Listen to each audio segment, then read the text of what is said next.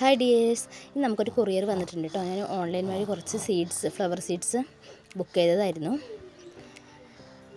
ഇതാണ് നമുക്ക് വന്നിട്ടുള്ള സീഡ്സുകൾ. ഇതിൽ 20 ഫ്ലവർ സീഡ്സിൻ്റെ കോംബോ പാക്കറ്റാണ്. അതിൽ ഏതൊക്കെ ഫ്ലവറാണ് ഉള്ളതെന്നൊക്കെ അവർ കൊടുത്തിട്ടുണ്ട് കേട്ടോ. പിന്നെ ഓരോന്നിലും എഴുതിയിട്ടുണ്ട് ഏതൊക്കെ ഫ്ലവറിൻ്റെ സീഡ്സ് ആണെന്നൊക്കെ. 20 പാക്കറ്റ് ഉണ്ട്.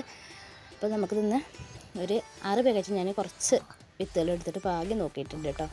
എന്താ ചിലരൊക്കെ പറയുന്നുണ്ട് മുളക്കില്ല, ചിലർ പറയുന്നുണ്ട് ഫ്ലവർ ചെയ്യില്ല എന്നൊക്കെ. അപ്പോൾ നമുക്കൊന്ന് പരീക്ഷിച്ച് നോക്കാം. ചെറിയ റേറ്റിലെ സീഡ്സുകളാണ്. നമുക്കതുപോലെ ചെറിയ പാത്രങ്ങളിലാക്കിയിട്ട് ഇതുപോലെ ഞാൻ വിത്ത് പാകി കൊടുത്തിട്ടുണ്ട്.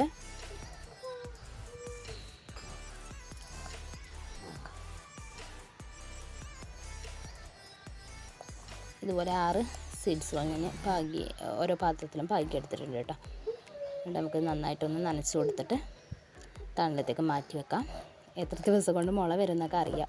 ഇനി വരുമോ ഇല്ലയെന്നൊന്നും അറിയില്ല. നമുക്ക് അപ്പോൾ പരീക്ഷിച്ച് നോക്കാം. ഞാനിതിൻ്റെ അപ്ഡേഷന് 2 ദിവസം കഴിഞ്ഞിട്ട് തരാം കേട്ടോ, മുള വന്നോ ഇല്ലേന്നൊക്കെ.